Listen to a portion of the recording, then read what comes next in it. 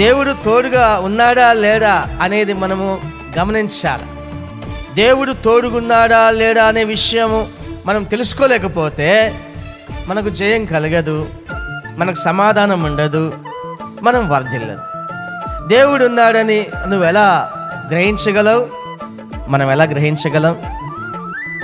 మనకు సమాధానంగా ఉంటుంది, ఆందోళన ఉండదు, దిగులు ఉండదు, భయం ఉండదు.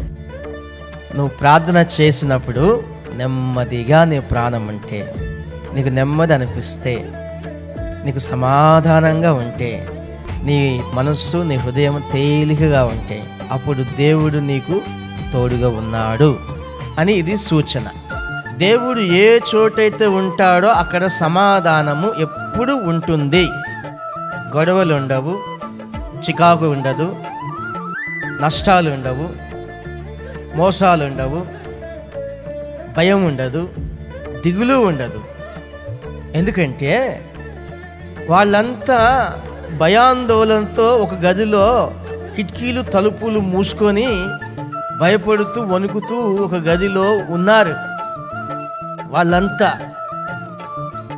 ఆ సమయంలో పునరుద్ధానుడైన యేసుక్రీస్తు ప్రభువు కిటికీలు తలుపులు వేసిన ఇంట్లో ప్రత్యక్షమయ్యాడు. గొప్ప వెలుగును ఆ ఇంట్లో ఉన్న మనుషులు చూశారు. 11 మంది చూశారు. అప్పుడు వారి వైపు యేసు ప్రభు చూసి, మీకు సమాధానము కలుగును గాక అన్నాడు.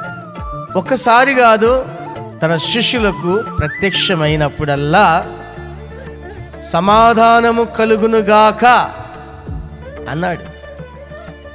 సమాధానము దేవుణ్ణి వెదికే వారి జీవితంలో ఉంటుంది.